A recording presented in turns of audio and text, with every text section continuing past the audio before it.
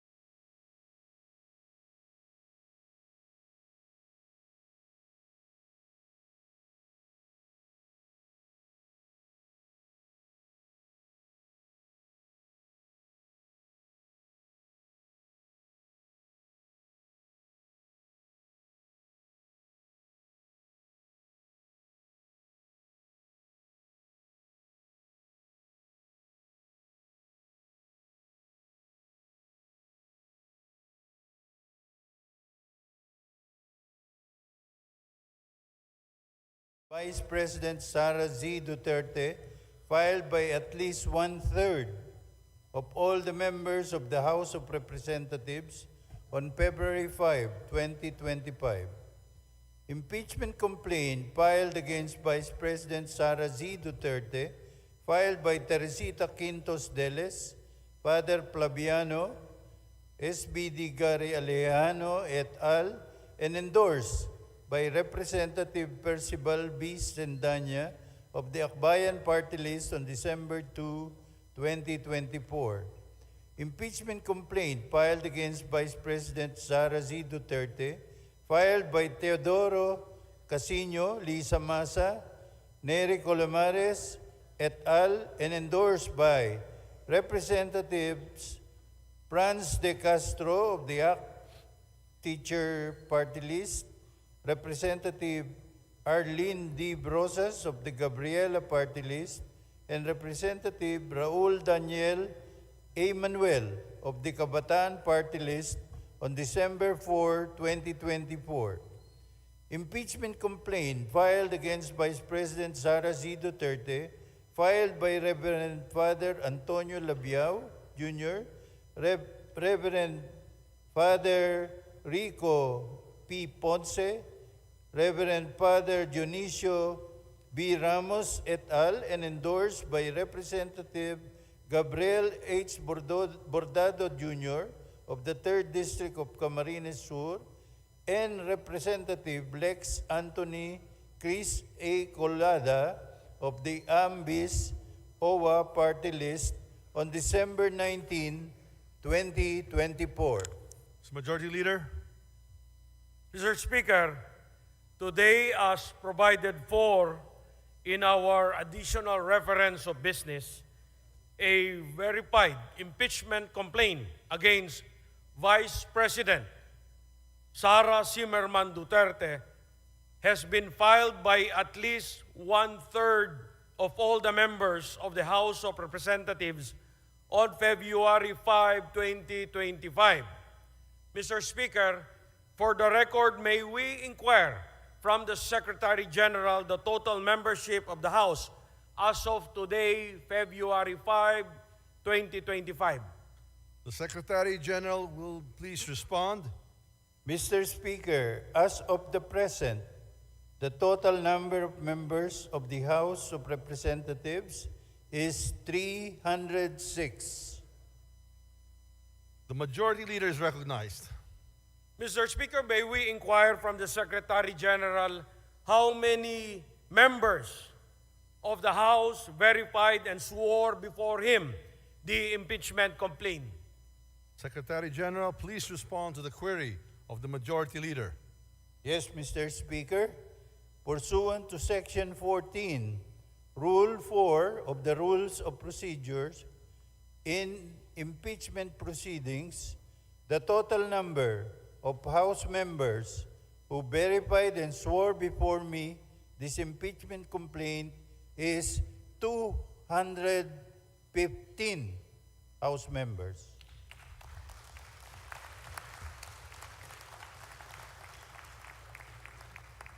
The Majority Leader is recognized. Mr. Speaker, may we know what is 1/3 of the total number of the members of the House? The Secretary General will please respond. Mr. Speaker, 1/3 of the total number of members of the House is 102. The Secretary General has responded to the query of the Majority Leader. The Majority Leader is recognized.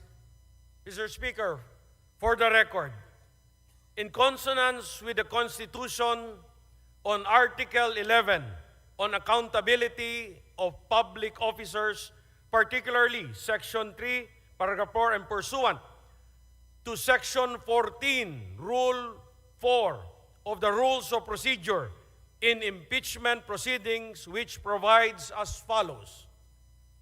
Section 14, endorsement of the complaint resolution to the Senate. A verified complaint resolution of impeachment filed by at least 1/3 of all the members of the House shall constitute the articles of impeachment. And in this case, the verified complaint resolution shall be endorsed to the Senate in the same manner as an approved bill of the House.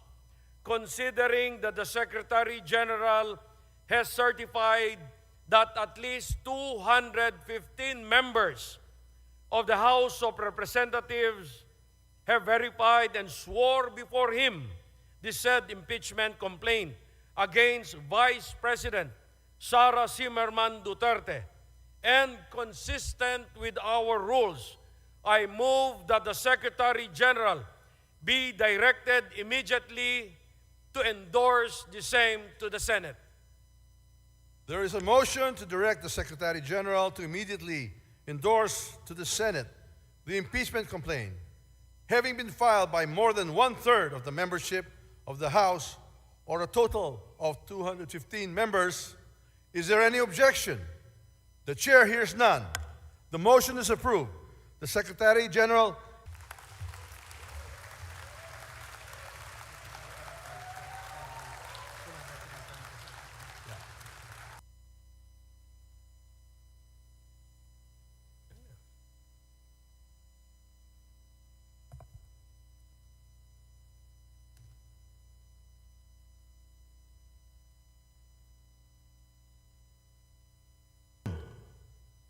The Majority Leader is recognized. Mr. Speaker, in accordance with Section 16, the following members of the House of Representatives as prosecutors in the trial on the impeachment complaint filed, Representative Jervil Jinky Beatrix Luistro, Representative Ramon Rodrigo Gutierrez, Representative Raul Angelo Gil Bongalon,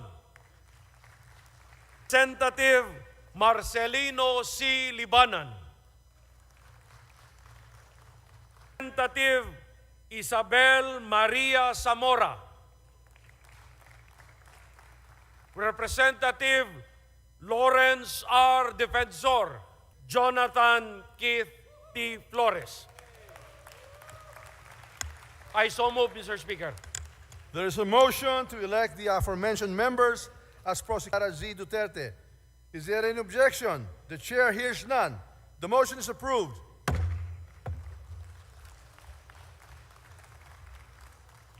The Majority Leader is recognized.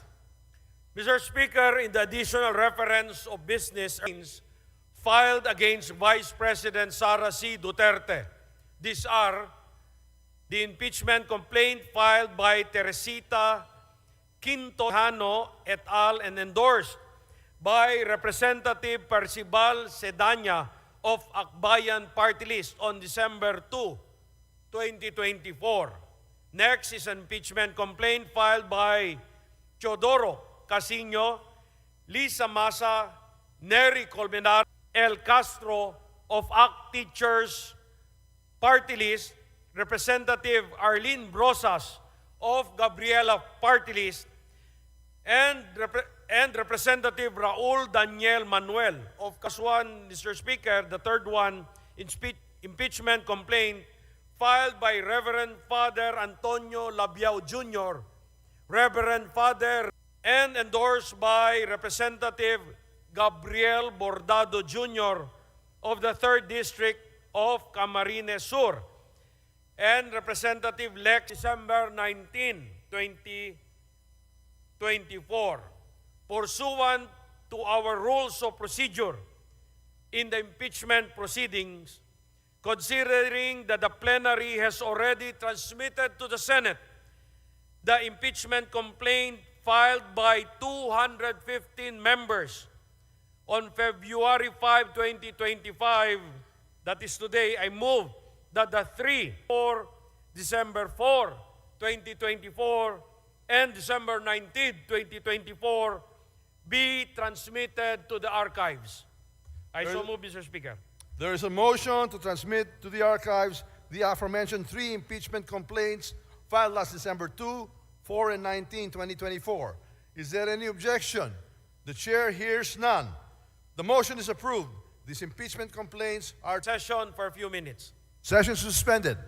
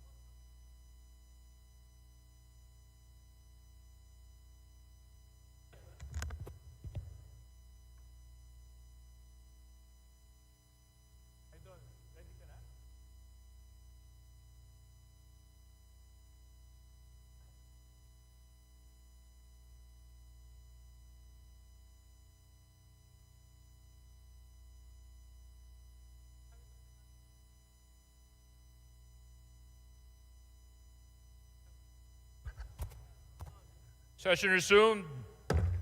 Majority Leader. Mr. Speaker, I move to recognize the guests of Honorable Dimsar Sali of the Lone District of Tawi-Tawi, and these are the personnel of the Ministry of Basic, Higher, and Technical Education, led by the Provincial Director, Mariam Nuruddin. Is there any objection? There being none. The guests, Mr. Speaker, of Congressman Dimsar Sali, we would like to have them recognized. And these are the personnel of the Ministry of TESDA Tawi-Tawi, led by Provincial Director Mariam Nuruddin. To the guests of our dear representative from Tawi-Tawi. Welcome to the House of Representatives.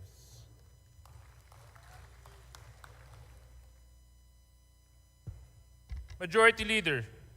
Mr. Speaker, under the calendar of business for the day, I move that we consider House Bill number 11354 under Committee Report 1365 submitted by the Committee on Justice. And for this purpose, may I request that the Office of the Secretary General be requested to read the title of the bill. Is there any objection? The chair hears none. The Secretary General is hereby directed to read the title of the said bill. House Bill number 11354, an act creating 2 additional branches of the Regional Trial Court and 5 additional branches of the Municipal Trial Court in cities in the 9th Judicial Region to be stationed in the province of Zamboanga del Norte and appropriating funds therefore, amending for the purpose sections 14J and 29 of Batas Pambansa Bilang 129, otherwise known as the Judiciary Organization Act of 1980 as amended. Majority Leader. Mr. Speaker, I move that we recognize the Honorable Juliet Maridilion Ferrer, the Committee Chair of the Committee on Justice, to begin sponsorship of the measure. The Honorable Congresswoman Juliet Ferrer, you are recognized for your sponsorship. You may proceed. Thank you, Mr. Speaker. Mr. Speaker, my dear colleagues, it is an honor to sponsor House Bill number 11354, contained in Committee Report number 1365, creating 2 additional branches of the Regional Trial Court and 5 additional branches of the Municipal Trial Court in cities in the 9th Judicial Region to be stationed in the province of Zamboanga del Norte, and appropriating funds therefore, amending for the purpose sections 14(1) and 29 of Batas Pambansa 129, otherwise known as the Judiciary Reorganization Act of 1980 as amended, as principally authored by Representative Glona S. Labad-Labad. Mr. Speaker, I move that the explanatory note of House Bill number 11354 be adopted as a sponsorship speech for the same measure. Majority Leader. Mr. Speaker, there being no interpolator on the said measure, I move that we terminate the period of sponsorship. There being no interpolators for the said House bill, there's a motion to close the period of interpolation. Any objection? There being none, motion's approved. Majority Leader. Mr. Speaker, I move that we open the period of amendments. There's a motion to open the period of amendments. Any objection? Chair hears none, motion's approved. Majority Leader. Mr. Speaker, there being no committee nor individual amendment, I move that we close the period of amendment. There's a motion to close the period of amendments, there being no committee or individual proposed amendments. Any objection? The chair hears none. Motion's approved. Majority Leader. Mr. Speaker, I move that we vote on second reading House Bill number 11354. I so move, Mr. Speaker. There's a motion that we vote on second reading House Bill 11354. All those who are in favor, please say aye. Aye. All those who are against, please say nay. The ayes have it. House Bill 11354 is hereby approved in second reading. Congratulations. Majority Leader. Mr. Speaker, we'd like to recognize in the meantime the guests of Honorable Attorney Jervil Jinky Beatrix R. Luistro from the Municipality of Lobo.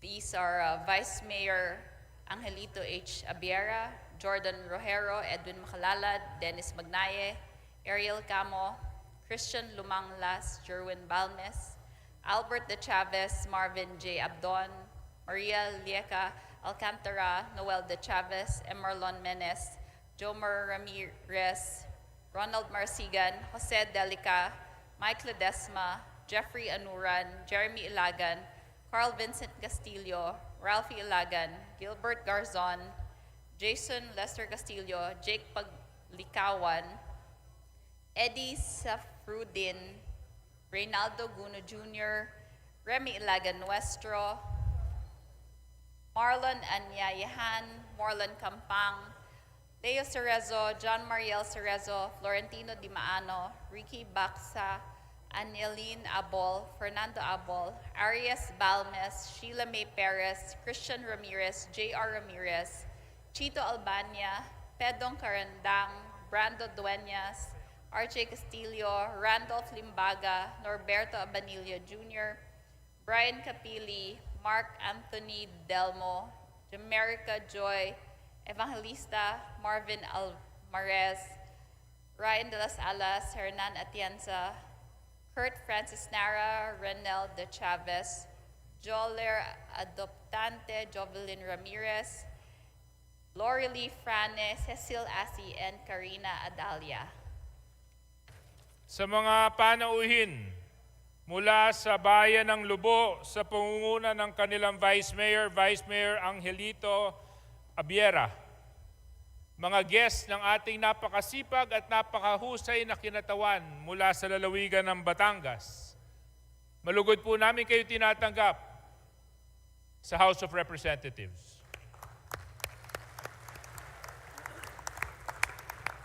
Majority Leader. Mr. Speaker, also under the calendar of business for the day, I move to take up House Bill number 11382 under Committee Report number 1392, and may we ask the Secretary General to read the title of the measure. Is there any objection? The Chair hears none. The Secretary General is hereby directed to read the title of the said House Bill. House Bill 11382, an act creating 2 additional branches of the Municipal Trial Court in cities in the 11th Judicial Region to be stationed in the city of Coronadal, province of South Cotabato, and appropriating funds therefore, amending for the purpose Section 29 of Batas Pambansa Bilang 129, otherwise known as the Judiciary Reorganization Act of 1980 as amended. Majority Leader. Mr. Speaker, we move to open the period of sponsorship and debate. Is there any objection? The Chair hears none. The period of sponsorship and debate is hereby open. Majority Leader. Mr. Speaker, I move that we recognize Representative Juliet Ferrer to sponsor the measure.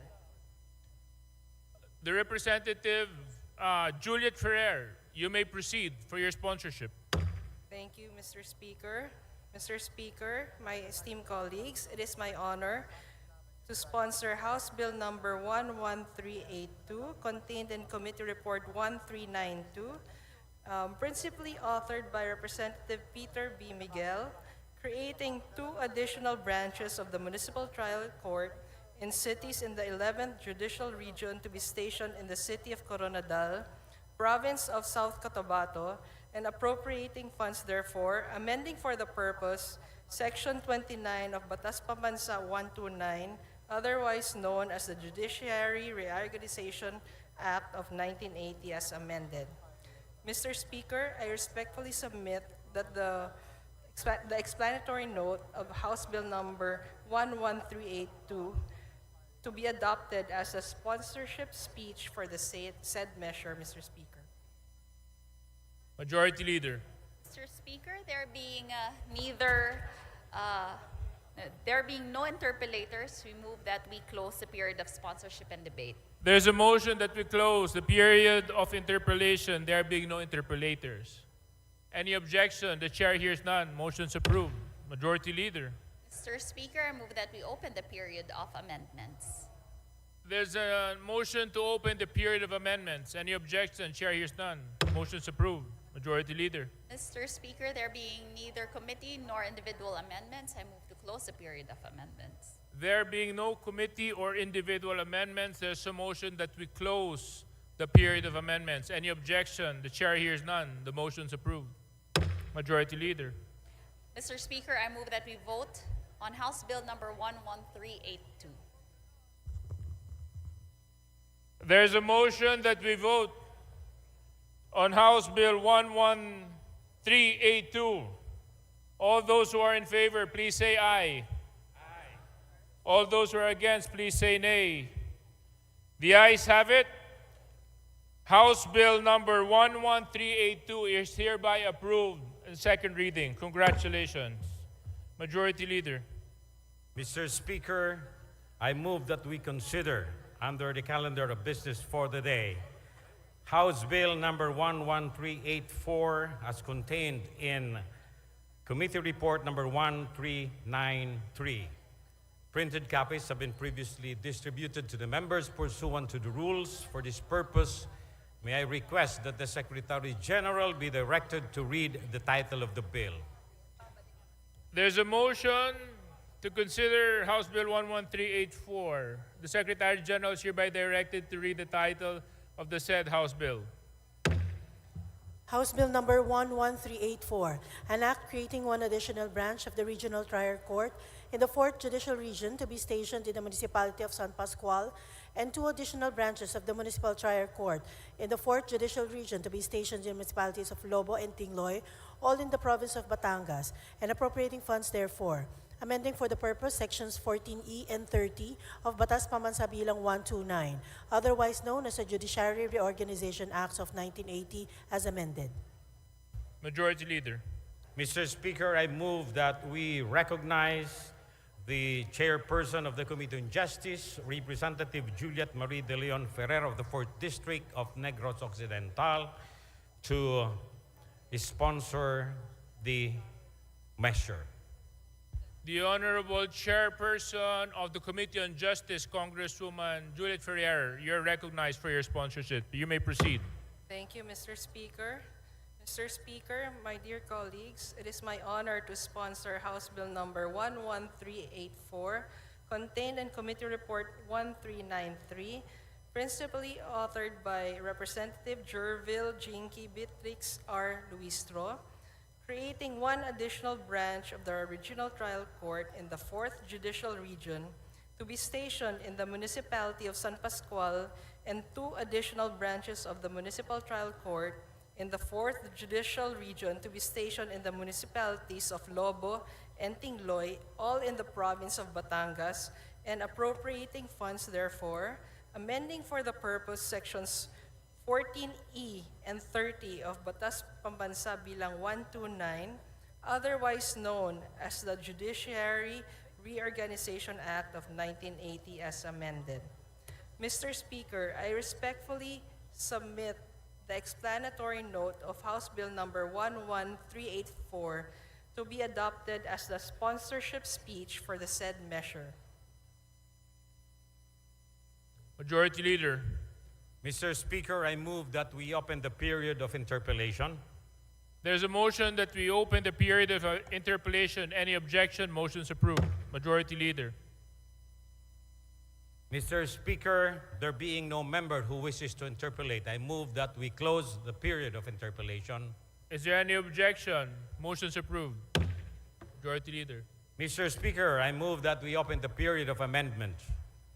There's a motion that we open the period of amendments. Any objection? Chair hears none. Motion's approved. Majority Leader. Mr. Speaker, there being no individual nor committee amendment, I move that we terminate the period of amendments. There's a motion that we terminate the period of amendments, there being no committee or individual amendments. Any objection? The chair hears none. Motion's approved. Majority Leader. Mr. Speaker, I now move that we vote on second reading, House Bill number 11384. So moved, Mr. Chair. There's a motion that we approved on second reading House Bill 11384. All those who are in favor, please say aye. All those who are against, please say nay. The ayes have it. House Bill number 11384 is hereby approved in second reading. Congratulations. Thank Majority you, Mr. Leader. Speaker. Mr. Speaker, I move that we now proceed with the additional reference of business and request that the Secretary General be directed to read the titles of bills and resolutions on first reading, as well as the communications and committee reports. Secretary General, you may proceed. Additional reference of business, bills on first reading. House Bill 11417, further amending Section 6 and 9 of the Charter of Palampon Polytechnic State University by Representative Gomez. To the Committee on Higher and Technical Education. House Bill 11418, mandatory allocating budget for youth programs in the local government by Representative Hernandez. To the Committee on Local Government. House Bill 11419, granting free maintenance medicines to senior citizens by Representative Hernandez. To the Committee on Senior Citizens. House Bill 11420, institutionalizing the Philippine National Games by Representative Gomez. To the Committee on Youth and Sports Development. House Bill 11422, providing for monthly stipend for students in state universities and colleges whose parents are enrolled in the 4Ps by Representative Sendanya.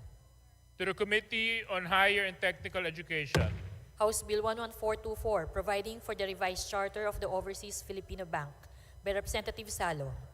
To the Committee on Banks and Financial Intermediaries. House Bill 11425, amending the Creating a People's Small-Scale Mining Program and for Other Purposes Act by Representative Yap Eric. To the Committee on Natural Resources. House Bill 11426, enhancing the protection and welfare standards for migrant workers through expanded compulsory insurance coverage by Representative Vargas Alfonso. To the Committee on Overseas Workers Affairs. House Bill 11427, streamlining the registration and licensing of Minahang Bayan and ensuring environmental protection and responsible mining in the utilization of mineral resources by Representative Yap Eric. To the Committee on Natural Resources. House Bill 11428, amending Article 1, Section 5 of the National Commission on Muslim Filipinos Act of 2009 by Representative Macapagal Arroyo. To the Committee on Muslim Affairs. House Bill 11432, addressing the shortage of principals in public schools and for this purpose mandating a one school, one principal policy by Representative Castro Franz. To the Committee on Basic Education and Culture. House Bill 11433, strengthening the Philippine Coast Guard by introducing policy and organizational reforms by Representative Madrona. To the Committee on Transportation. House Bill 11435, converting the municipality of Isulan, province of Sultan Kudarat, into a component city to be known as the City of Isulan by Representative Sakaluran. To the Committee on Local Government. House Bill 11436, naming the Cebu-Cordova Link Expressway to Raul V. Del Mar Bridge by Representative Del Mar. To the Committee on Public Works.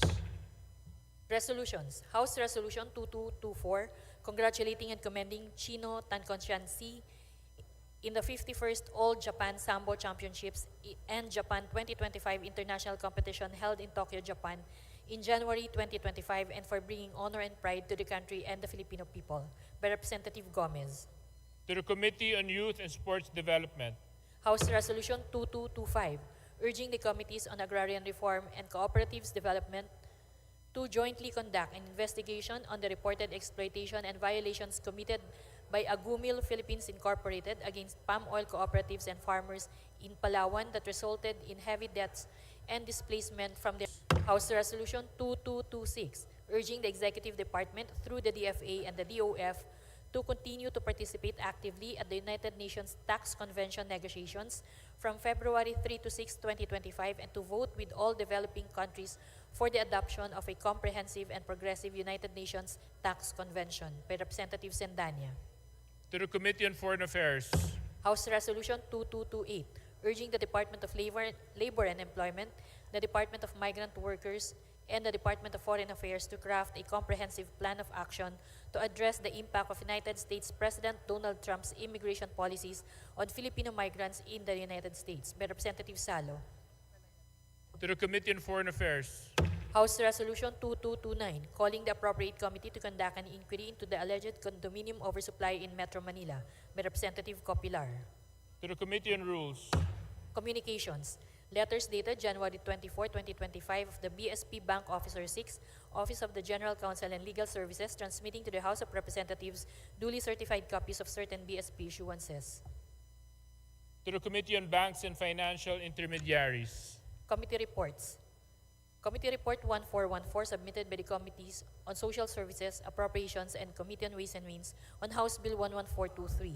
Committee Report 1415 submitted by the Committees on Agriculture and Food and Appropriations on House Bill 11429. Committee Report numbers 1416 and 1418 submitted by the Committee on Youth and Sports Development on House Resolution 2227 and House Bill 11431. Committee Report 1417 submitted by the Committees on Disaster Resilience and Appropriations on House Bill 11430. Committee Report 1419 submitted by the Committees on Civil Service and Professional Regulation, Appropriations, and Ways and Means on House Bill 11434. Committee Report 1420 submitted by the Committee on Civil Service and Professional Regulation on House Bill 11437. Committee Report 1421 submitted by the Committee on Metro Manila Development on the Privileged Speech 00181. The aforementioned committee reports are all referred to the Committee on Rules. Majority Leader. Mr. Speaker, I move that we recognize the guests of Antonieta R. Udela from the 2nd District of Zamboanga, Sibugay. The following visitors: Aniseta Awit, Merlita Awit, Christine Irene Bulan, Plaridel Caparas, Joel Jeffrey Awit, and Caleb Bulan. To the guests of Congresswoman Antoinette Ate Tata Udela from Zamboanga, Sibugay, welcome to the House of Representatives. Majority Leader. Mr. Speaker, under the calendar of business for the day, I move that we consider House Bill number 11400 as contained in the Committee Report number 1405, and for this purpose, may I request the Secretary General to read the title of the bill. Is there any objection? The chair hears none. Motion is approved. The Secretary General is hereby directed to read the title of the said House Bill. House Bill 11400, an act expanding the coverage of the senior citizens' privileges and benefits, further amending Republic Act Number 7432 as amended, entitled, an act to maximize the contribution of senior citizens to nation building, grant benefits and special privileges, and for other purposes. Majority Leader. Mr. Speaker, I move that the chairperson of the Committee on Senior Citizens, Representative Rodolfo Ompong Ordanes, be recognized to begin his sponsorship of the measure. Is there any objection? The chair hears none. The chairperson on the Committee on Senior Citizen, Congressman Ompong Ordanes, you may now proceed for your sponsorship.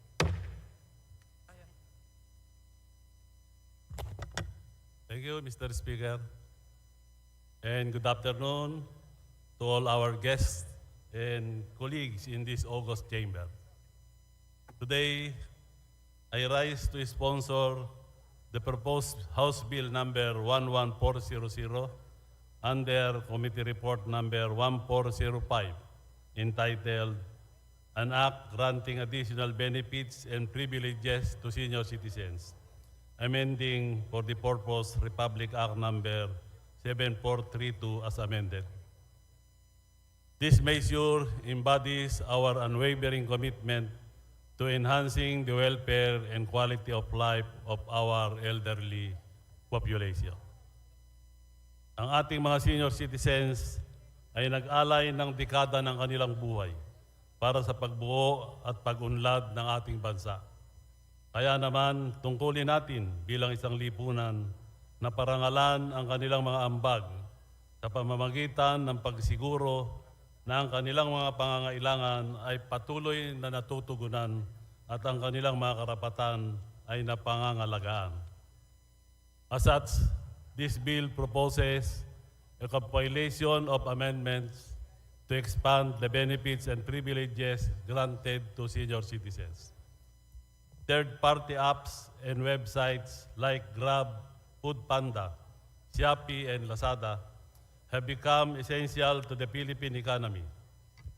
The rapid growth of digital technology has made it easier to access and provide products and services for the comfort of our homes. This shift became especially evident during the COVID-19 pandemic, when mobility restrictions pushed everyone, including senior citizens, to rely on the internet and digital platforms for basic needs. Sa investigasyong sinagawa ng Committees of Ways and Means, Senior Citizens at Special Committee on Persons with Disabilities noong nakaraang taon, isa sa pinakamalaking isyong lumutang ay ang hindi pagbibigay o pagtanggi ng mga nararapat na diskwento na nakasaad sa batas para sa ating mga senior citizens tuwing sila'y bumibili o nag-o-order online. This bill addresses a gap in Republic Act 9994 or the expanded Senior Citizens Act of 2010, which does not clearly apply discounts to online transactions. While we recognize the efforts of government agencies like the DTI, DA, and DOE in issuing Joint Memorandum Number 02, Series of 2024 to enforce senior citizen and PWD benefits for online purchases, we see the need to enshrine this provision into law for stricter enforcement. Further, this representation believes that the state and the private sector are responsible for enhancing the general public's welfare, thus including introducing the role of HMOs and insurance. However, even with health plan enrollment and insurance benefits, many senior citizens still struggle to afford hospitalization and major surgery costs, and still access the government-granted benefits by including payments made through HMOs and insurance companies. We can help ease financial burdens and ensure everyone receives necessary medical care. These proposed discounts and tax benefits will also help address the essential needs of senior citizens, reducing their financial burdens by covering essential goods such as medicines, food supplements, use and expressways, parking, and professional health care. The additional benefits including a 15% discount in electricity and water utilities, 8.5% special discounts on basic necessities, corresponding exemptions, and an increase in debt benefit assistance to 25,000 pesos. Directly improve the affordability of essential services and commodities. Moreover, expanded privileges like exemptions from parking fees and the Unified Vehicular Volume Program if a senior citizen is on board the vehicle, and discounts on traffic fines demonstrate the government's respect and care for our mobility and dignity. My dear colleagues, this bill is more than just a piece of legislation. It is a statement of our nation's gratitude to this valuable sector. As such, I strongly urge this august body to approve this measure. Together, let us continue to build a society where the rights and needs of our elderly are continuously cherished and safeguarded. Maraming salamat po. Thank you very much. Majority Leader. Mr. Speaker, there being no member who wishes to interpolate the sponsor, I move that we terminate the period of sponsorship and debate. There is a motion. Any objection? There being none, motion is approved. Majority Leader. Mr. Speaker, I move that we open the period of amendments. Is there any objection? The chair hears none. Period of amendments is now open. Majority Leader. Mr. Speaker, there being no committee nor individual amendments, I move that we close the period of amendments. There being no committee or individual amendments, there is a motion to close the period of amendments. Any objection? The chair hears none. The motion is approved. Majority Leader. Mr. Speaker, I move that we vote on second reading, House Bill number 11400. There's a motion that we vote on second reading the approval of House Bill 11400. All those who are in favor, please say aye. Aye. All those who are against, please say nay. The ayes have it. House Bill number 11400 is hereby approved on second reading. Congratulations, Majority Leader. Mr. Speaker, we'd like to take up on second reading House Bill number 11359 and under Committee Report number 1373, and we would like to ask the Secretary General to read the title of the measure. There's a motion. Is there any objection? There being none. The Secretary General is hereby directed to read the title of the said House Bill. You may proceed. House Bill number 11359, an act providing for a comprehensive and responsive civil registration and vital statistics system. Majority Leader. Mr. Speaker, I move to open the period of sponsorship and debate. Is there any objection? The chair hears none. Motion's approved. Majority Leader. Mr. Speaker, I move to recognize Representative Angelica Natasha Ko of the party list BHW to sponsor the measure. Congresswoman Angelica Natasha Ko of the BHW party list, you're hereby recognized for your sponsorship. You may proceed. Thank you, Mr. Speaker. Honorable Speaker, distinguished colleagues, and fellow public servants, a pleasant day to all. On behalf of the Chairperson of the Committee on Population and Family Relations, Representative Ian Paul D., it is with great honor and deep responsibility that I stand before you today to sponsor and strongly advocate for the immediate passage of House Bill number 11359 in substitution of House Bills numbered 4480, 8823, and 9572, entitled An Act Providing for a Comprehensive and Responsive Civil Registration and Vital Statistics System.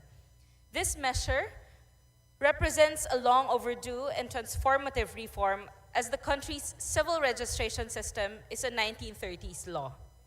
The current civil registration framework is governed by Act number 3753, also known as the Civil Registry Law of the Philippines, which was enacted into law on the 26th of November 1930. While we accept the importance of our old law, this proposed measure will ensure the accurate, effective, and inclusive documentation of vital events in the lives of all Filipinos. While Act number 3753 laid the foundation for civil registration, it is imperative to update and reform this almost century-old law to align our civil registry system with technological advancements, international best practices, and the evolving needs of governance. Honorable Speaker, the civil registration serves as the foundation of legal identity of every Filipino. A birth certificate is not merely a document. It is the key that unlocks fundamental rights and access to essential services such as education, healthcare, employment, social protection programs, and legal recognition. However, despite its undeniable importance, our current civil registration system remains burdened by systematic inefficiencies and challenges that undermine its effectiveness. Among these persistent issues are the fraudulent registrations of vital records uncovered during the Quad Committee deliberations, delays in birth registration, inaccessibility of civil registry services in geographically isolated and remote areas, data inconsistencies, and data management issues stemming from the absence of a unified digital platform for securing and maintaining the vital records. The Philippine Civil Registry Act seeks to address these challenges and institutionalize a modern, efficient, and responsive civil registration system through the establishment of the Philippine Civil Registration Authority, a specialized and independent entity distinct from the PSA's census, demographic and statistical functions mandated to administer and oversee the civil registration, promulgate and enforce policies, rules and regulations, establish and maintain the Philippine Civil Registry database, and ensure universal and accessible registration of vital records. The swift passage of the Philippine Civil Registry Act will bridge the inefficiencies in our civil registration system, ensuring that no Filipino is left undocumented and that every citizen has a legal identity and enhanced public service delivery. This will streamline processes with stronger data security and fraud prevention, improve coordination with national and local government units, and promote economic growth and global competitiveness. Honorable colleagues, this proposed legislation is not merely an administrative reform. It is a matter of social justice, governance, and national development. Delays in its passage mean continued inefficiencies, gaps in identity documentation, and lost opportunities for many Filipinos. I humbly call upon each of you to support the immediate passage of the Philippine Civil Registry Act. Let us act with resolve and urgency to institutionalize a modern, inclusive, efficient, and responsive civil registration system. One that serves not only the present generation, but also those to come. Thank you very much.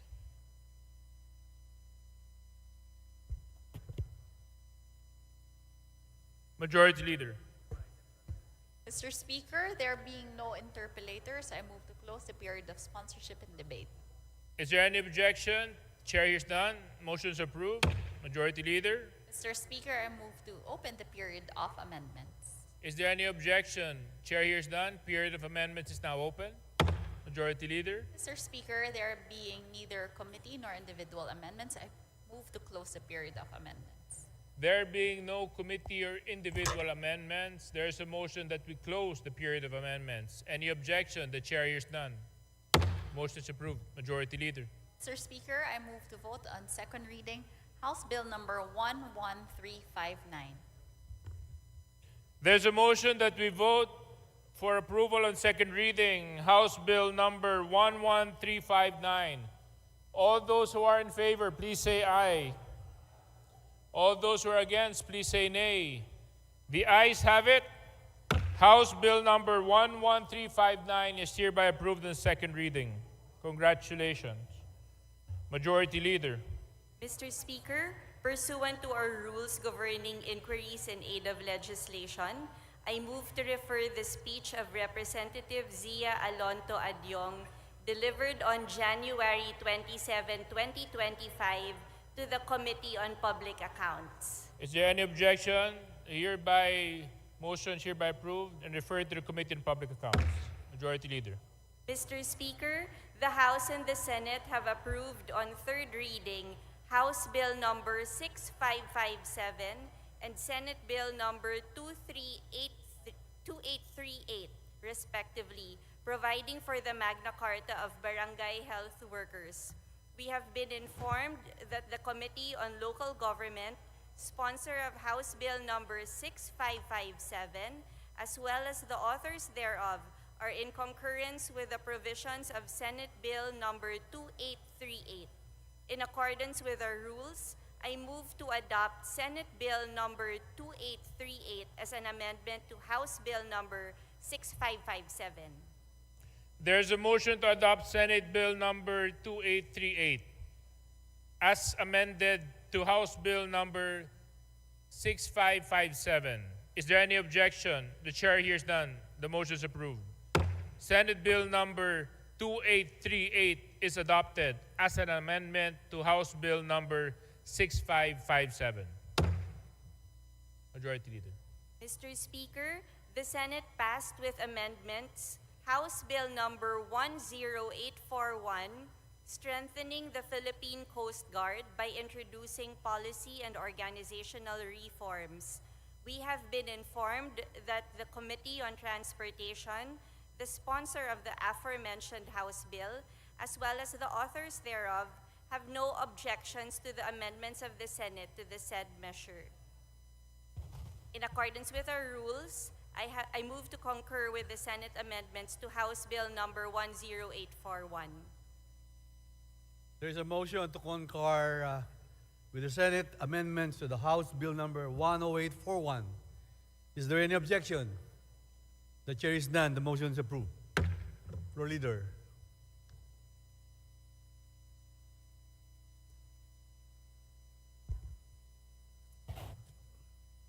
Mr. Speaker, the Senate passed with amendments House Bill number 10472, increasing the bed capacity of the Southern Tagalog Regional Hospital in the city of Bacoor, province of Cavite. We have been informed that the Committee on Health, sponsor of the aforementioned House Bill, as well as the authors, has no objections to the amendments of the Senate to the said measure. In accordance with our rules, I move to concur with the Senate amendments to House Bill number 10472. There is a motion to concur with the Senate amendments to House Bill number 10472. Is there any objection? The chair is none. The motion is approved. Floor leader. Mr. Speaker, the Senate passed with amendments House Bill number 10081, increasing the bed capacity of the Region 1 Medical Center in the city of Dagupan, province of Pangasinan. We have been informed that the Committee on Health, sponsor of the aforementioned House Bill, as well as the authors, has no objections to the amendments of the Senate to the said measure. In accordance with our rules, I move to concur with the Senate amendments to House Bill number 10081. There is a motion to concur with the Senate amendment to the House Bill number 10081. Is there any objection? The chair is none. The motion is approved. Majority Floor Leader.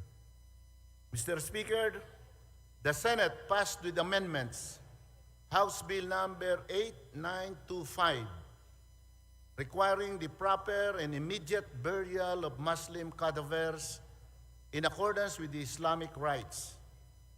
We have been informed that the Committee on Muslim Affairs, sponsor of the aforementioned House Bill, as well as the authors, has no objections to the amendments of the Senate to the said measure.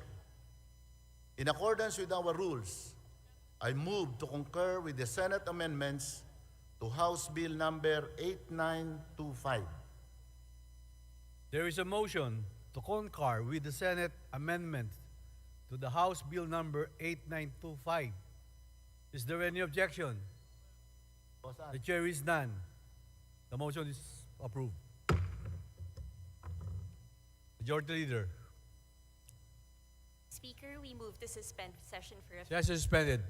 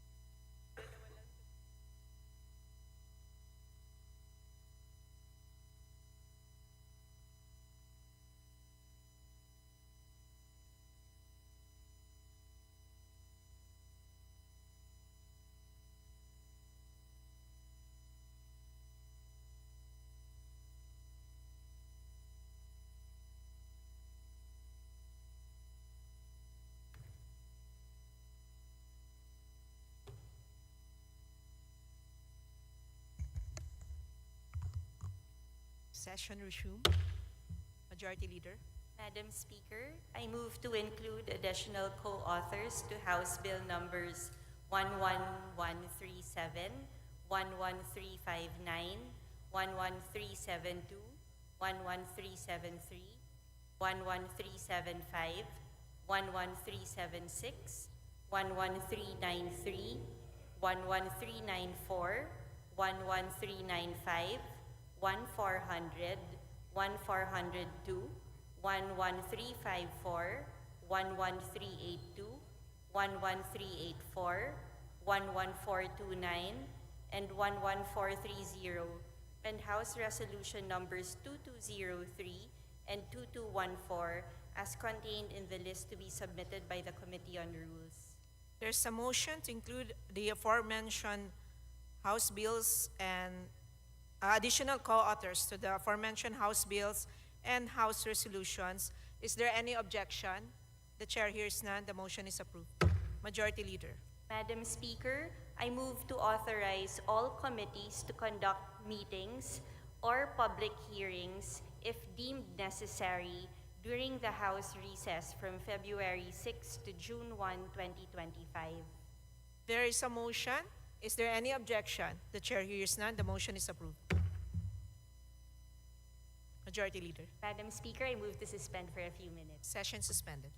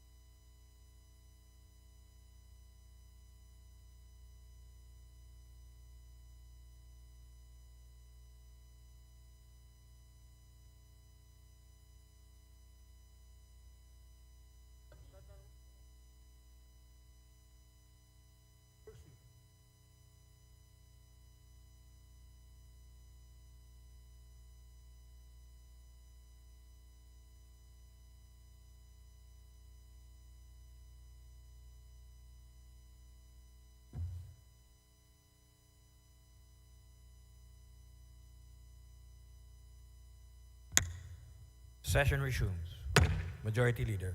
Mr. Speaker, under the calendar of business for the day, I move that we consider House Bill number 11430 as contained in Committee Report number 1417, submitted by the Committee on Disaster Resilience.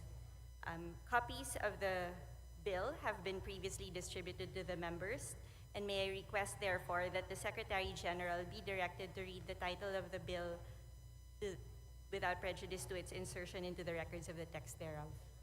Is there any objection? The Chair hears none. The motion is approved and the Secretary General is directed to read the title of House Bill 11430. House Bill 11430, an act institutionalizing a mechanism for the declaration of a state of imminent disaster, providing the criteria for its declaration and lifting, enabling anticipatory measures, and providing funds therefor. Majority Leader. Mr. Speaker, I move that we recognize the Honorable Jose Manuel Alba from the 1st District of Bukidnon to sponsor the measure. The gentleman from the 1st District of Bukidnon, the Honorable Jose Manuel F. Alba, is recognized to sponsor the measure.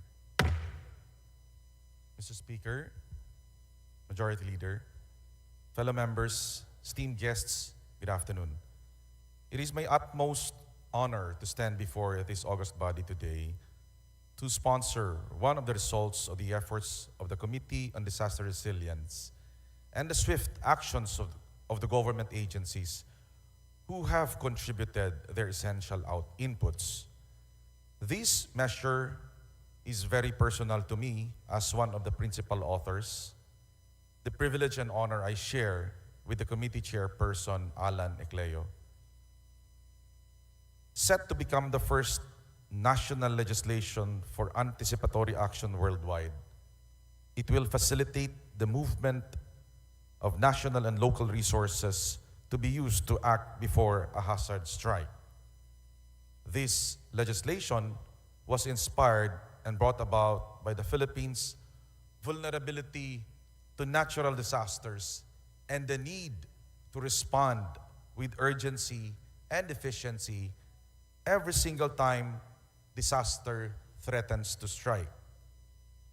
To quote the explanatory note of House Bill number 9935, which this representation filed on February 14 of 2024, this bill recognizes the need for a proactive approach to disaster risk management.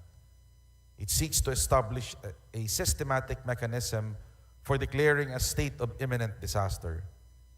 This mechanism will enable the government to anticipate and respond effectively to impending disasters, thereby minimizing their adverse impacts on vulnerable communities and enhancing the country's resilience to disasters. More specifically, the proposed measure also seeks to clarify and streamline the respective roles and responsibilities of government agencies, local government units, and other stakeholders in implementing anticipatory measures, mobilizing resources to address imminent disaster threats. The anticipatory action protocol under this bill, or the step-by-step implementation of anticipatory action based on the activation of predetermined triggers, aim to make sure all actions towards prevention, response, and recovery are done effectively and efficiently. The bill also aims to impress upon our responders and officials the no-regrets approach as a way to inspire a rather overachieving anticipation of danger and zealous prevention of damage to life and property. This measure augments and strengthens the policies and measures that have been put in place by RA number 10121, also known as the Philippine Disaster Risk Reduction and Management Act of 2010. In the time that the Committee on Disaster Resilience has dedicated to deliberating, discussing, and working on this measure, its importance to our national disaster resilience policies is emphasized.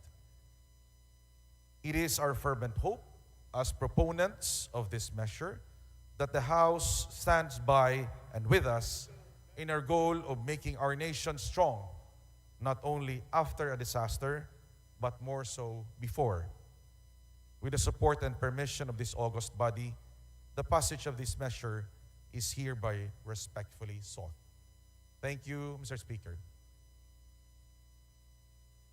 Majority Leader.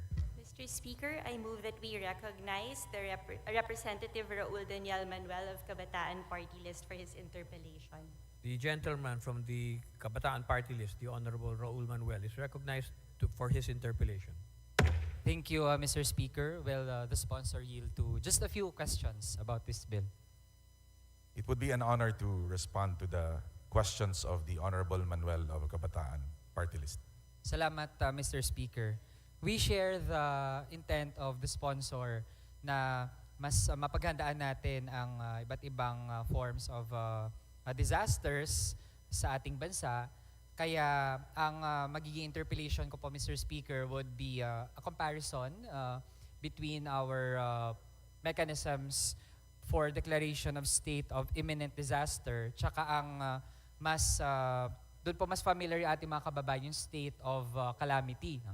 So ang unang tanong ko po, Mr. Speaker, is there any similar mechanism sa pag-declare ng state of calamity na makikarry over din dito sa mechanism for state of imminent disaster? And if there are any differences, mainam din pong marinig natin mula sa ating sponsor. Thank you, Mr. Speaker. Thank you, esteemed colleague. The most glaring difference between our existing declaration of state calamity and this particular measure is that the declaration of the state of calamity is actual after the fact, no? After the disaster occurs, then the government can now declare the state of calamity. It is actually a reactive measure that the government institution actually take right after a disaster strikes. No? In this particular measure, Honorable Speaker, my dear colleagues, this is a proactive response to an impending disaster. With the aid of science and technology, we can now determine with almost certainty the strength of a particular typhoon, the wind speed, the potential damage. All are actually made available to us with the different government agencies, especially PAG-ASA and the DOST. So the idea is, what can we do knowing that this typhoon, whatever category it may be, knowing that this is actually bound to happen, what can we do to lessen the damage to our to life and property? So, hindi na po, with a country like ours, that is actually being visited 20 to 25 times a year, with 30% of that is actually very destructive, we need to take a proactive response, no? Or we need to develop that anticipatory mode of responding or preparing to known possible disasters. No? And this is the measure that we are introducing, because this measure will actually provide government, local government units and the national government unit to mobilize resources prior to the arrival of, let's say, a typhoon. No? Kasi with the aid of science and pre-disaster risk assessment, we can now determine how much damage or where are the possible areas that will heavily hit by a typhoon. No? So, in a nutshell, parang ganito po yan, no? Para mas maunawaan ng ating mga kababayan. If you compare the cost of repairing a small bahay kubo versus providing that bahay kubo, the owner of the bahay kubo, of more resources to protect the structure, makikita naman po natin na mas malaki ang masisave ng ating pamahalaan, ng gobyerno, sa pagbibigay ng tulong to reinforce the shelter rather than after the disaster, you provide the necessary resources to build the bahay kubo from scratch. So yun po ang isang bagay na gusto nating ma-address. Pangalawa, sa kasalukuyang eksperyensya ng mga local government units, especially yung mga 4th and 5th class municipalities, which we all know have very limited LDRIM fund. Kung titingnan po natin paano sila, for example, evacuation, saan po nila kukunin yung pang-evacuate na pera sa LDRIM fund prior to the disaster? Eh kung titingnan po natin yung 5%, 70% of that is actually allocated for preparedness and prevention and mitigation. No? The remaining 30% is actually the quick reaction fund. Marami pong nagsasabi sa atin na mahirap kasi yan, sir, galawin. Kasi makukuha kami kung may pre-evacuation. Lumalabas kasi na yung activity namin is already a form of response. Preemptive response. That preemptive response is actually not captured in the 70%. So yun ang nagiging concern. So with this particular measure, we are introducing the concept of anticipatory action in the 70% of the LDRIM fund. So that in the event that there is an impending disaster and the result of the PDRA or the pre-disaster risk assessment suggests that a preemptive evacuation can be done, the budget for that mobilization, for the logistics and everything, can be sourced from the portion allocated for anticipatory action. So yun po yung gusto nating ma-address, no? Kasi taon-taon nasasalanta tayo ng bagyo, taon-taon din po tayo nagre-rebuild ng mga bahay ng mga kababayan natin. And napakalaki po ng gastos natin for the rebuilding, rehabilitation. It is therefore our humble suggestion that we take proactive measures to prevent or to lessen the potential or to reduce the potential damage to the life and property of our kababayans. This is the heart and soul of this measure, Mr. Speaker, my esteemed colleague. Mr. Speaker, we see the wisdom in that, lalo na sa mga kababayan natin. For example, in my case, I live in a hometown. Yung permanent residence po natin ay nasa isang coastal area. At sa mga kababayan po natin na pwedeng naninirahan sa mga lugar na relatively mas prone to risks like storm surge or yung mataas na level ng tides, lalo na kapag meron pang mga paparating na mga bagyo. In fact, kahit po alam nila na dapat sila mag-evacuate at merong mga panawagan na rin sa kanila ng barangay officials o ng mga LGU na mag-evacuate sila, may mga kababayan tayo na hindi agad-agad nag-evacuate. Hindi dahil matigas yung kanilang ulo o ayaw nilang makinig sa sinasabi sa kanila, pero dahil yung maliliit na mga bahay nila at kung anumang kagamitan na meron sila para sa kanila, napaka-precious na yon. Kaya hindi nila kayang iwan yung kanilang mga gamit at kanilang mga bahay. Kaya may mga kababayan tayo na mas pinipili na medyo patagalin muna yung pagstay sa kanilang mga bahay. Tapos kapag lalong lumala na talaga sa kanila sila mag-evacuate. Pero given the choice, ayaw nilang iwan yung kanilang residence. Kaya kapag meron tayong ganitong state of imminent disaster, may declaration, tapos makakapag-mobilize ng pondo, then, of course, along with proper implementation, ito ay posibleng maging mainam na tulong sa ating mga kababayan. Kaya ang next na tanong ko, Mr. Speaker, is regarding the funding.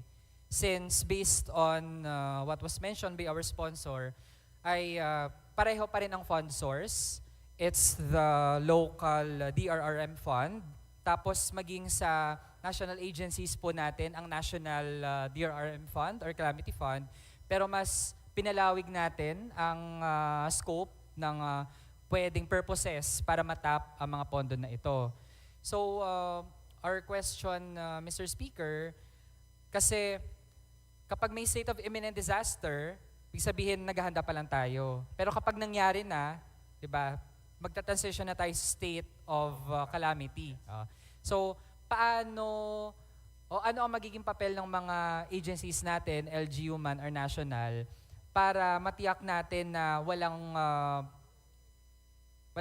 malalang overlap doon sa period na merong state of imminent disaster at may state of calamity? Okay, thank you for that question, Honorable Speaker, my esteemed colleague. The declaration of imminent disaster is actually based on the pre-disaster risk assessment done by either the LGU or at the national level in consultation with other government agencies. No? And as we all know, the mobilization happens before the disaster strikes, no? Assuming that this particular measure is approved. The effectivity of the declaration of state calamity does not happen automatically. As we all know, there is also that assessment right after the disaster strikes, if there's really a need to issue or to declare a state of calamity. So these are actually two sets of processes that needs to happen, not simultaneously, but one after the other. So there's enough process, there's enough framework that will guide our decision makers. We're just adding a new framework or guideline that our decision makers can actually execute to provide more flexibility to our leaders in times of impending disasters. So I don't see any conflict or even overlap, except for the disaster itself. No, we have enough safeguards, and right after the disaster strikes, it does not automatically, there's no automatic transition to a state of calamity, because there has to be an assessment also of the damage, the extent of the damage, no, before a declaration can be made. So, with that, Mr. Speaker, I have no further questions sa ating sponsor, and we join him in securing the sufficient funds and preparations for disasters in the different parts of our country, especially in the Philippines, which currently ranks as the most risk-prone country in terms of climate disaster. So, maraming salamat, Mr. Speaker, at sa ating sponsor. thank you, my esteemed colleague, Mr. Speaker. Majority Leader. Mr. Speaker, there being no other members who wish to interpolate the sponsor, I move that we close the period of sponsorship and debate. Is there any objection? The chair hears none. The period of sponsorship and debate is hereby closed. Majority Leader.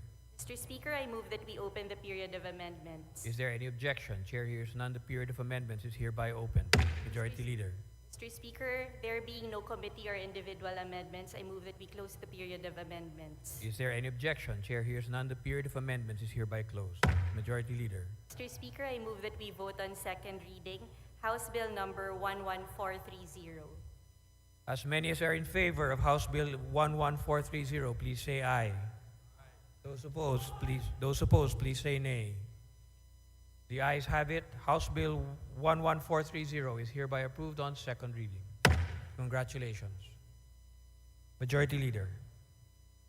Mr. Speaker, under the calendar of business for the day, I move that we consider House Bill number 11429 as contained in Committee Report number 1415, submitted by the Committee on Agriculture and Food.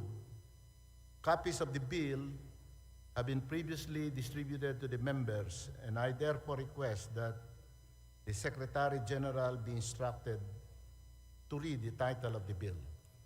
Is there any objection? The Chair hears none. The motion is approved, and the Secretary General is directed to read the title of House Bill 114329. House Bill number 11429, an act establishing a national program for the malunggay industry and appropriating funds therefor. Majority Leader. Mr. Speaker, I move that we open the period of sponsorship and debate. Is there any objection? The period of sponsorship and debate is hereby open. Majority Leader. Mr. Speaker, I move that we recognize the Honorable Michaela and Angela B. Swansing of the 1st District of Nueva Ecija to sponsor the measure. The lady from the 1st District of Nueva Ecija, the Honorable Micaela Angela B. Swansing, Vice Chairperson, Committee of Agriculture and Food, is recognized to sponsor the measure. Thank you very much, Mr. Speaker. Mr. Speaker, my esteemed colleagues, good afternoon. As Vice Chairperson of the Committee on Agriculture and Food, it is my honor to sponsor House Bill number 11429 on behalf of the Chairman of the Committee on Agriculture and Food, the Honorable Wilfredo Mark M. Enverga. The bill, entitled An Act Establishing a National Program for the Malunggay Industry and Appropriating Funds Therefor, seeks to establish a national program for the comprehensive development of the malunggay industry in order to 1. Improve the investment climate, 2. Boost competencies and efficiency of agribusiness, 3. Promote malunggay as a source of livelihood for poverty alleviation, and 4. Maximize its utilization for health and nutrition.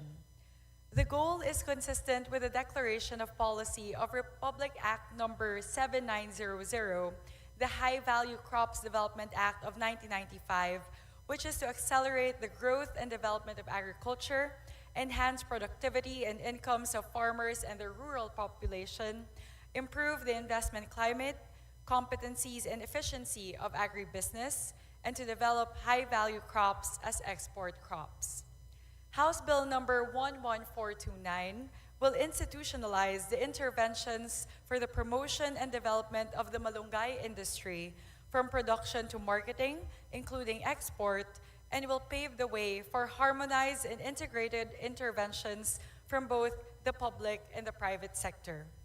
This measure will be the mechanism to address the gaps and other challenges affecting the value chain of the industry, which includes production, processing, marketing, and export, among others.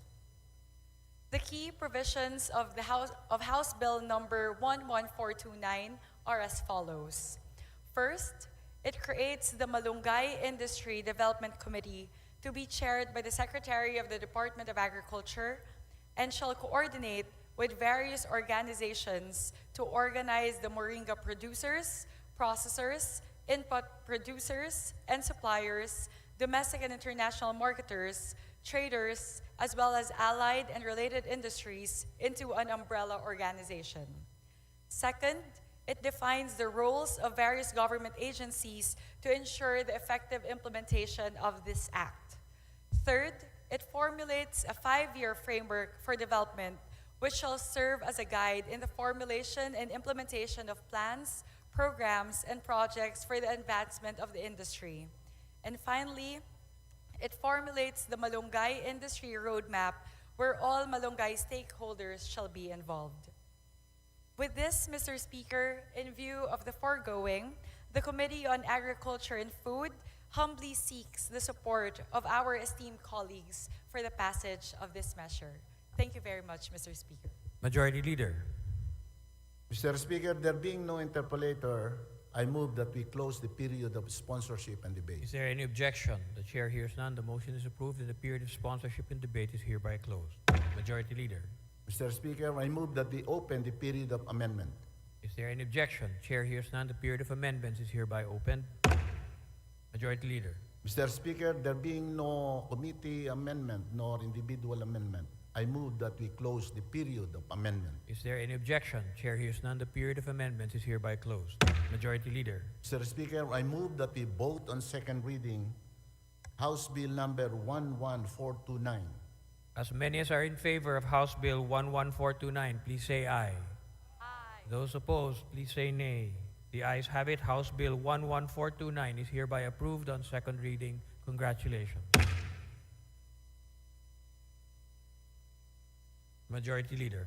Mr. Speaker, may I request that the guests of the Honorable Zia Adyong be recognized, and these are the officers of the Development Bank of the Philippines, led by President and CEO Michael De Jesus, Senior Vice President Catherine Magana, Senior Vice President Caroline Olfindo, Senior Vice President Soray Adyong, First Vice President Cristina Malab, Vice President Jose Maria Villarreal, Senior Assistant Vice President Luisa Aguirre Pangilinan, Senior Assistant Vice President Leopoldo Resmundo, Ms. Angela Nina Zano, and Mr. Louis Hitosis. We welcome the guests of the Honorable Zia Alonta Adyong of the 1st District of Lanao del Sur. They are guests from the officers of the Development Bank of the Philippines, led by President and CEO, my friend Michael De Jesus. Thank you for your visit. Welcome to the House of Representatives. Mabuhay po kayo. Majority Leader. Mr. Speaker, we are in receipt of the Conference Committee report of the disagreeing provisions of House Bill number 11144 and Senate Bill number 2942, resetting the first regular elections in the Bangsamoro region in Muslim Mindanao. Mr. Speaker, in accordance with our rules, I move to ratify the said Conference Committee report. There is a motion to ratify the said Conference Committee report. Is there any objection? The chair hears none. The motion is approved and all the said Conference Committee report is hereby ratified. Majority Leader. Mr. Speaker, I move to recognize the Honorable Zia Adyong for his manifestation. The Honorable Zia Alonto Adyong is recognized for his manifestation. Thank you, Mr. Speaker. Thank you, Majority Leader. Bismillahirrahmanirrahim.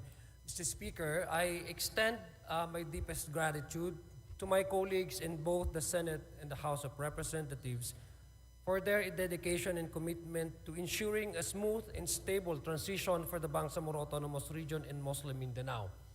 Mr. Speaker, the ratification of the bicameral conference, which we did earlier today, on resetting the parliamentary elections, reflects our collective effort to safeguard the progress we have made in building the region's institution.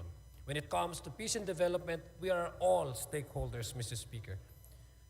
Throughout the House deliberations and the bicameral conference, we made it a point to underscore the critical importance of the President's power to appoint, as reflected, Mr. Speaker, in our own House bill version, giving primacy and credence primarily to the constitutional mandate and authority by the sitting President to appoint these officers, as referenced under Section 16, Article 7 of the 1987 Philippine Constitution. This power is not only necessary, Mr. Speaker, to maintain governance continuity, but also ensures that the leadership in the region remains aligned with the principles of inclusivity, efficiency, and accountability while it is still under transition period. It is worth emphasizing, Mr. Speaker, that the current occupants of the BTA themselves hold their position by virtue of presidential appointment. Their mandate, Mr. Speaker, exists because of presidential fiat, reinforcing the role of the President in guiding the transition process. Furthermore, Mr. Speaker, in crafting this measure, we ensured that regardless of what the President ultimately decides, there will be no vacuum in the Bangsamoro Parliament's leadership.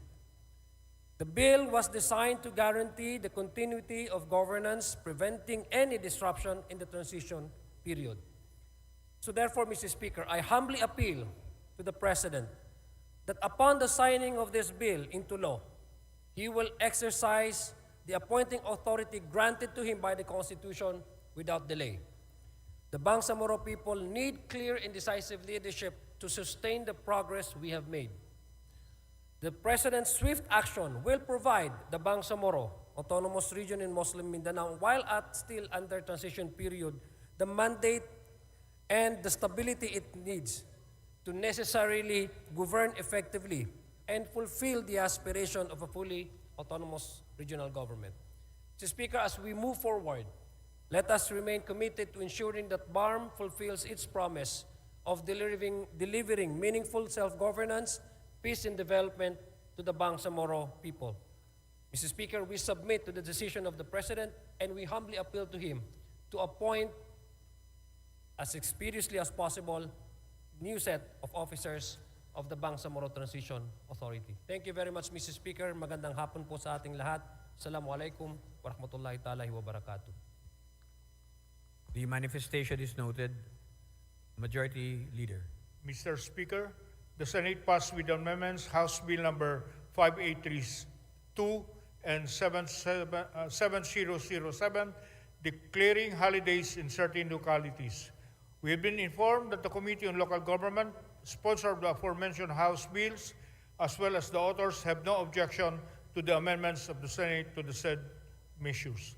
In accordance with the rules, I move to concur with Senate amendments to House Bill number 5832 and 7007. There is a motion to concur with the Senate amendments to House Bills numbers 5832 and 7007. Is there any objection? The Chair hears none. The motion is approved. Majority Leader. Mr. Speaker, I move for a minute of suspension. Session suspended.